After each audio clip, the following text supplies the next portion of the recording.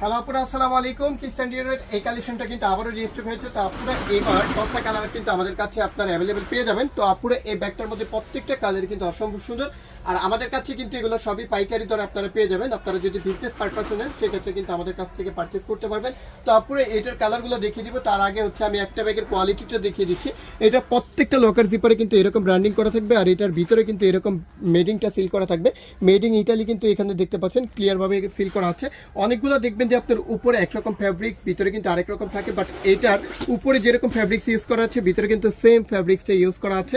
আর এটার মধ্যে যে কালারগুলো পাবেন প্রত্যেকটা কালার অসম্ভব সুন্দর। এটা হচ্ছে টাইগার প্রিন্টের মধ্যে, এটার মধ্যে ফ্লোরাল প্রিন্টের মধ্যে পেয়ে যাবেন।